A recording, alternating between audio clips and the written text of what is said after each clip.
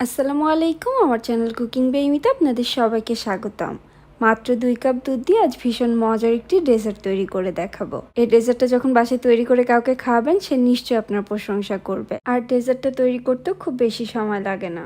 আমি আশা করছি আমার আজকের এই সহজ এবং মজার ডেজার্টটি আপনাদের ভালো লাগবে। এখন কথা না বাড়িয়ে পুরো রেসিপিতে চলে যাচ্ছি। ডেজার্টটি 3টে লেয়ারে তৈরি করব। প্রথম লেয়ারটার জন্য আমি এখানে 1 প্যাকেট অরেঞ্জ বিস্কিট নিয়েছি। আর এই বিস্কিটগুলোকে এখন খুব ভালোভাবে গুঁড়া করে নিব। আপনারা চাইলে ব্লেন্ডারে বা চাইলে এটাকে যে কোনোভাবে গুঁড়া করে নিতে পারেন। আমি বিস্কিটগুলোকে গুঁড়া করে নিয়েছি। এখন এখানে 2 টেবিল চামচের মতো বাটার নিয়েছি। 2 টেবিল চামচ বাটার দিয়ে বিস্কিটকে খুব ভালোভাবে মেখে নিব। বাটারটাকে ওভেনে দিয়ে মেল্ট করে নিয়েছি। আর আমি এখানে অরেঞ্জ বিস্কিট ইউজ করেছি, আপনারা কিন্তু যে কোনো ধরনের বিস্কিটই ইউজ করতে পারবেন। বাটার দিয়ে বিস্কিটের গুঁড়াগুলোকে খুব ভালোভাবে মেখে নিয়েছি। এখন এখানে একটা কাচের বোল নিয়েছি। আপনারা আপনাদের পছন্দ মতো যে কোনো বোলে এটাকে সেট করতে পারেন। এখন সম্পূর্ণ বিস্কিটের গুঁড়াটাকে বোলে ঢেলে খুব ভালোভাবে চেপে সেট করে নিব।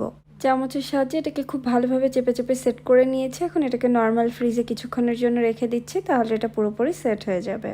আর এর মাঝে সেকেন্ড লেয়ারটা তৈরি করে নিব। চুলায় একটা প্যান বসিয়ে নিয়ে নিচ্ছি 2 কাপ তরল দুধ।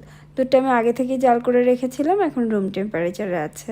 এর সাথে দিয়ে দিচ্ছি 3 টেবিল চামচ চিনি। মিষ্টিটা আপনাদের স্বাদ মতো কমিয়ে বাড়িয়ে ইউজ করতে পারবেন। দিচ্ছি 1/3 কাপ গুঁড়া দুধ। গুঁড়া দুধ দিলে ডেজার্টের স্বাদটা যেমন অনেক গুণে বেড়ে যাবে, আর দুধটা খুব দ্রুত ঘন হয়ে যাবে। তবে আপনাদের হাতের কাছে না থাকলে না দিলেও চলবে।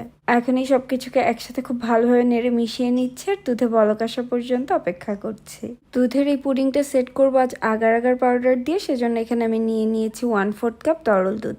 আর এই দুধটা আগে থেকে জাল করা, এর সাথে দিয়ে দিচ্ছি 1.5 চা চামচের মতো agar agar powder. Agar agar powder দিয়ে এটাকে খুব ভালোভাবে মিশিয়ে নিচ্ছি। আর এর মাঝে দুধে বলকও চলে এসেছে। এখন আগার আগার পাউডার মিশ্রণটা দিয়ে এটাকে খুব ভালোভাবে নেড়ে মিশিয়ে জাল করে নিব। 2 থেকে 3 মিনিটের মতো এটাকে জাল করে নিতে হবে। আমি এখানে আগার আগার পাউডার ইউজ করেছি, তবে আপনারা চাইলে কিন্তু আগার আগার পাউডারের পরিবর্তে জেলাটিন দিয়েও ডেজার্টটা তৈরি করে নিতে পারবেন। দুধের এই মিশ্রণটাকে 3 মিনিটের মতো জাল করে নিয়েছি। এখন এই মিশ্রণটা কিন্তু অনেকটাই ঘন হয়ে এসেছে। এটাকে এর থেকে বেশি আর ঘন করব না, চুলার জালটা বন্ধ করে দিয়েছি। আর এর সাথে দিয়ে দিচ্ছি 1 চা চামচ ভ্যানিলা এসেন্স। ভ্যানিলা এসেন্স দিয়ে এটাকে খুব ভালোভাবে মিশিয়ে নিচ্ছি।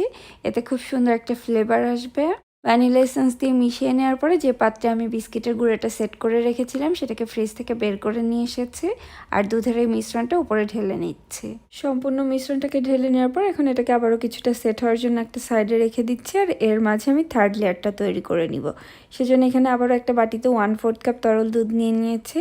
এটার সাথে দিয়ে দিচ্ছি 1/2 চা চামচ আগার আগার পাউডার। এটাকেও খুব ভালোভাবে মিশিয়ে একটা সাইডে রেখে দিচ্ছি।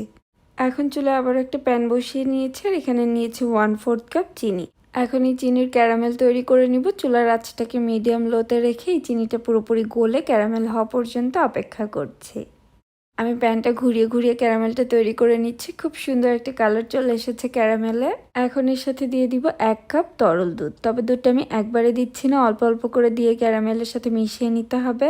আর এই দুধটা আগে থেকে জাল করে রেখেছিলাম, এখন রুম টেম্পারেচারে আছে। আর দুধটা মিশিয়ে নেওয়ার সময় চুলার আঁচটাকে একদম লো করে নিতে হবে, কেননা ক্যারামেলটা গলতে বেশ খানিকটা সময় লেগে যায়।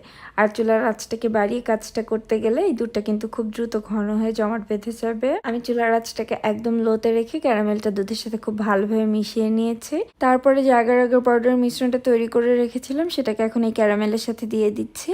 আর এটাকে খুব ভালোভাবে নেড়ে মিশিয়ে নিচ্ছি। এখন চুলার আঁচটাকে মিডিয়াম লোতে রেখে এটাকে 2 থেকে 3 মিনিটের মতো জাল করে নিব। ক্যারামেলের এই মিশ্রণটাকে আমি 2-3 মিনিটের মতো জাল করে নিয়েছি। এটা বেশ খানিকটা ঘন হয়ে এসেছে। আর যে দুধের পুডিংটাকে সেট হতে রেখেছিলাম, সেটা কিন্তু এখন প্রায় সেট হয়ে এসেছে। এখন দুধের এই পুডিংয়ের উপরে ক্যারামেলের মিশ্রণটাকে ঢেলে এটাকে পুরোপুরি সেট করে নিব। যেহেতু এটাতে আগার আগার পাউডার ইউজ করেছি, পুডিংটা জমতে একদমই সময় লাগবে না। তবে তৈরি করার সাথে সাথেই কিন্তু এটাকে বলে ঢেলে নিতে হবে, তা না হলে কিন্তু এটা প্যানেই জমে যাবে। এই পুডিংটা কিছুটা গরম থাকা অবস্থায় আমি এটাকে নর্মাল ফ্রিজে রেখে দিচ্ছি 2 থেকে 3 ঘন্টার জন্য। পুরোপুরি ঠান্ডা করে এই ডেজার্টটা সার্ভ করবেন, তাহলে এটা খেতে আরও অনেক বেশি ভালো লাগবে।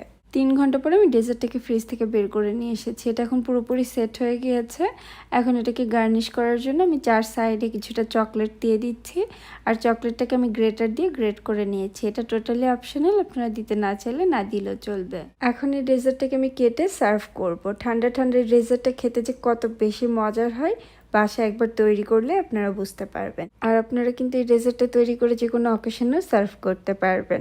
রেসিপিটা অবশ্যই ট্রাই করবেন, আর ট্রাই করলে কেমন লাগলো আমাকে কমেন্ট সেকশনে জানাবেন।